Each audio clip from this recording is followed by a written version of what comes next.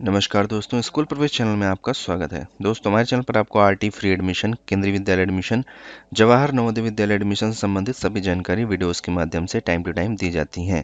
दोस्तों, आज की वीडियो बहुत ही ज़्यादा इंपॉर्टेंट है क्योंकि इस वीडियो में हम आपको जानकारी देने जा रहे हैं आरटी एडमिशन छत्तीसगढ़ 2025-26 के बारे में, जो कि 1 मार्च 2025 से ऑलरेडी स्टार्ट हो चुके हैं। दोस्तों, आज की इस वीडियो में आपको डिटेल से जानकारी देंगे कि बच्चे के एडमिशन के लिए कौन कौन से इंपॉर्टेंट डॉक्यूमेंट हैं जो आपके पास होने चाहिए ताकि आपके बच्चे का एडमिशन के चांसेस ज़्यादा से ज़्यादा हों। तो चलिए दोस्तों, आगे बढ़ते हैं और आपको पूरी जानकारी देते हैं।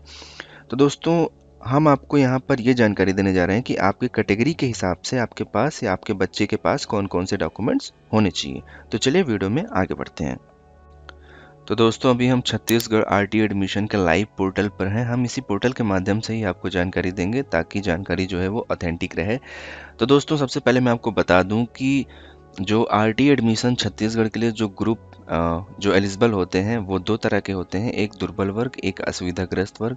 इनको इंग्लिश में दुर्बल वर्ग को ईडब्ल्यूएस वीकर सेक्शन बोलते हैं और असुविधाग्रस्त को बोलते हैं डिसएडवांटेज ग्रुप। तो दोस्तों, इन दोनों ग्रुप के हिसाब से अलग अलग डॉक्यूमेंट्स की रिक्वायरमेंट होती है। तो एक एक करके दोनों ग्रुप हम देखेंगे। तो आपके सामने ये स्क्रीन खुली हुई है, यहाँ पर हम आपको एक्सप्लेन करेंगे। तो सबसे पहले हम देखते हैं कि दुर्बल वर्ग के अंतर्गत क्या योग्यताएं हैं, यानी कि दुर्बल वर्ग के अंदर कौन कौन सी श्रेणी है। तो दुर्बल वर्ग के अंदर 3 श्रेणी है। एक बीपीएल सर्वे सूची 2002-3/2007-8 और दूसरी कैटेगरी है सामाजिक एवं आर्थिक जातिगत जनगणना SECC 2011 सूची और तीसरी कैटेगरी है अंत्योदय कार्ड।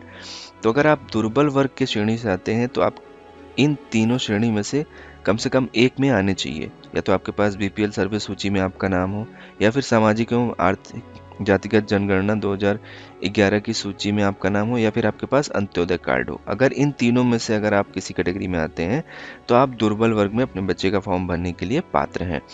तो दोस्तों, सबसे पहले देखते हैं कि अगर बीपीएल सर्वे सूची में आपका नाम है तो उससे संबंधित आपको डॉक्यूमेंट्स क्या देने होंगे। तो हम इसको सेलेक्ट करते हैं। तो यहाँ पर आप देख सकते हैं कि आपको वही बीपीएल सर्वे सूची का हार्ड कॉपी आपको यहाँ पर देना होता है, ठीक है। और इसी तरीके से अब अगर आप सामाजिक एवं आर्थिक जातिगत जनगणना के आधार पर दुर्बल वर्ग में आते हैं तो इससे संबंधित आपके पास ये इतने जो है वो दस्तावेज होने चाहिए। मतलब इनमें में से कोई भी एक जो है वो आपके पास होना चाहिए। या तो आप बेघर परिवार की तरफ से हो, मतलब उससे संबंधित डॉक्यूमेंट्स हो आपके पास, या फिर निराश्रित या भिक्षुक परिवार से हो, या फिर मैला ढोने वाला परिवार हो, या फिर कानूनी रूप से विमुक्त किए गए बंधुआ मजदूर के परिवार हो, या फिर कच्ची दीवारों और कच्ची छत के साथ एक कमरे में रहने वाला परिवार हो, या फिर महिला मुखिया वाले परिवार जिसमें 16 से 59 वर्ष के बीच की आयु का कोई वयस्क पुरुष सदस्य नहीं है, या फिर ऐसा परिवार जो 25 वर्ष से अधिक आयु का कोई वयस्क साक्षर नहीं है, भूमिहीन परिवार जो अपनी ज़्यादातर कमाई दिहाड़ी मजदूरी से प्राप्त करता है। तो दोस्तों, ये कैटेगरी, इनमें में से जो भी कैटेगरी आपके लिए एप्लीकेबल हो वो आप चुन सकते हैं और उससे संबंधित प्रमाण पत्र आपके पास होना चाहिए। इसी तरीके से जो तीसरी कैटेगरी है वो अंत्योदय कार्ड की है। इससे संबंधित आपके पास अंत्योदय कार्ड होना चाहिए और आप उसको एज अ डॉक्यूमेंट्स दे सकते हैं। तो दोस्तों, ये हमने तीनों कैटेगरी यहाँ पर आपको बता दिया दुर्बल वर्ग के लिए। अब चलते हैं असुविधाग्रस्त वर्ग के लिए क्या क्या डॉक्यूमेंट्स होने चाहिए। तो असुविधाग्रस्त पर क्लिक करते हैं तो आप यहाँ पर देखिए, यहाँ पर 1 2 3 4 5 6 7, यहाँ पर 7 कैटेगरी हैं। तो अगर असुविधाग्रस्त के अंतर्गत आप SC अनुसूचित जाति शेड्यूल कास्ट से बिलोंग करते हैं तो इससे संबंधित आपको अनुसूचित जाति का प्रमाण पत्र देना होता है, यानी कि कास्ट सर्टिफिकेट देना होगा। इसी तरीके से यदि आप या आपका बच्चा जो है ST कैटेगरी से बिलोंग करता है, अनुसूचित जनजाति, तो इससे संबंधित जो डॉक्यूमेंट्स है वो अनुसूचित जनजाति का प्रमाण पत्र आपको देना होगा, यानी कि caste certificate of scheduled tribe.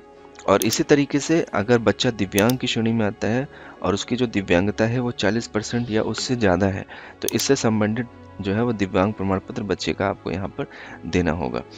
और इसी तरीके से अगर बच्चा जो है आदिम आदिवासी समूह की कैटेगरी में आता है तो उससे संबंधित आदिम आदिवासी समूह प्रमाण पत्र जो कि सरकार द्वारा जारी किया जाता है वो आपको यहाँ पर देना होगा।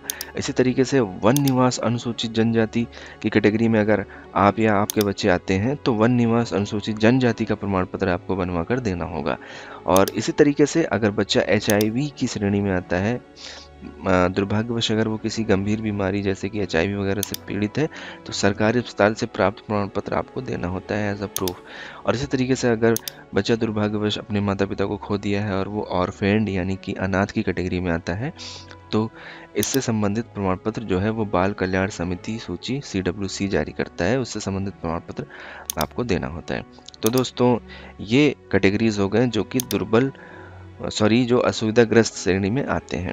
अब दोस्तों, कॉमन डॉक्यूमेंट्स हैं जो दोनों ग्रुप को देने होते हैं, या चाहे आप दुर्बल वर्ग में आए चाहे असुविधाग्रस्त वर्ग में आए। ये 3 डॉक्यूमेंट्स ऐसे हैं जो तीनों ग्रुप को देने होते हैं। पहला जन्म प्रमाण पत्र, दूसरा एड्रेस का प्रूफ और तीसरा जो है आइडेंटिटी प्रूफ।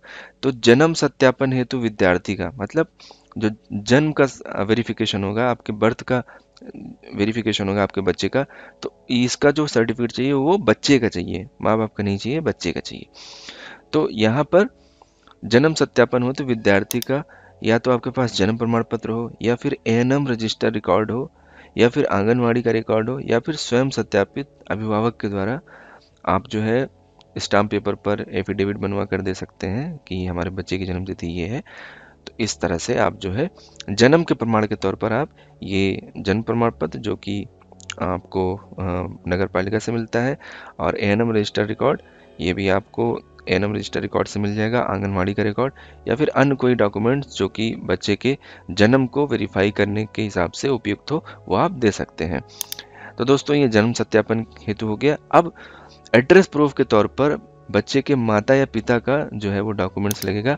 वो बच्चे के माता पिता का इलेक्ट्रिसिटी बिल हो सकता है, 3 महीने से पुराना ना हो, वोटर ID कार्ड हो सकता है, बच्चे के माता पिता का ड्राइविंग लाइसेंस हो सकता है, बच्चे के माता पिता का बैंक पासबुक हो सकता है, आधार कार्ड हो सकता है, राशन कार्ड हो सकता है, गैस कनेक्शन बिल हो सकता है, ये भी 3 महीने से पुराना ना हो, किसान फोटो पासबुक KCC किसान क्रेडिट कार्ड हो सकता है, रजिस्टर्ड लीज सेल या फिर रेंट एग्रीमेंट हो सकता है, मनरेगा जॉब कार्ड हो सकता है, पासपोर्ट हो सकता है। ये बच्चे के माता पिता में से किसी का हो सकता है। और इसके अलावा अगर कोई डॉक्यूमेंट्स आपके पास है जो सरकारी है, जिससे कि आपका एड्रेस प्रूफ हो जा रहा है, तो वो आप दे सकते हैं, जैसे कि निवास प्रमाण पत्र, डोमिसाइल सर्टिफिकेट आप दे सकते हैं। इसी तरीके से पहचान सत्यापन हेतु मतलब आइडेंटिटी वेरिफिकेशन के लिए यहाँ भी पेरेंट्स का ही यहाँ पर लगेगा।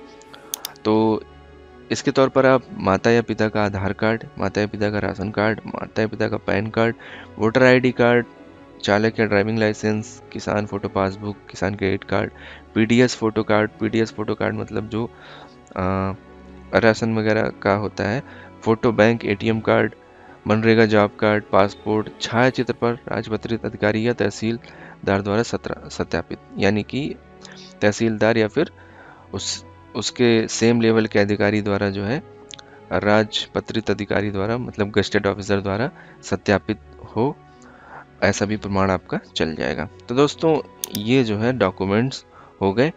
इसके अलावा बच्चे की फ़ोटो और एक वर्किंग मोबाइल नंबर वो जो है ज़रूरी है फॉर्म भरने के लिए। तो दोस्तों, ये थे डॉक्यूमेंट्स के बारे में जानकारी। मैंने आपको वर्ग के हिसाब से बता दिया कि अगर दुर्बल वर्ग में आते हैं तो क्या डॉक्यूमेंट्स होने चाहिए, और असुविधाग्रस्त वर्ग में आते हैं तो क्या डॉक्यूमेंट्स होने चाहिए, और जो कॉमन डॉक्यूमेंट्स हैं वो क्या होने चाहिए। दोस्तों, उम्मीद करते हैं कि ये लाइव डॉक्यूमेंट्स का जो मैंने डेमो दिखाया, इससे आपके कई सारे कन्फ्यूज़न जो है वो क्लियर हो गए होंगे।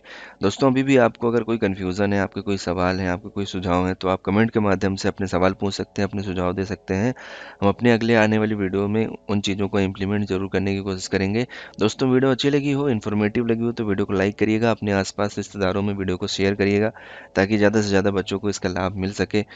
और दोस्तों, आपका एक छोटा सा प्रयास किसी एक बच्चे की ज़िंदगी सुधार सकता है, तो इसमें आप हमारा साथ दें, वीडियो को ज़्यादा से ज़्यादा शेयर करें। हमारे चैनल पर नए हैं तो चैनल को सब्सक्राइब करें, बेल आइकन ज़रूर दबाएं, ताकि आपको टाइमली सारी वीडियोस आपके मोबाइल पर नोटिफिकेशन के माध्यम से मिल जाएं। और दोस्तों, वीडियो को लाइक ज़रूर करें। मिलते हैं अपने अगली वीडियो में एक अच्छी जानकारी के साथ। तब तक के लिए बाय बाय, टेक केयर, धन्यवाद।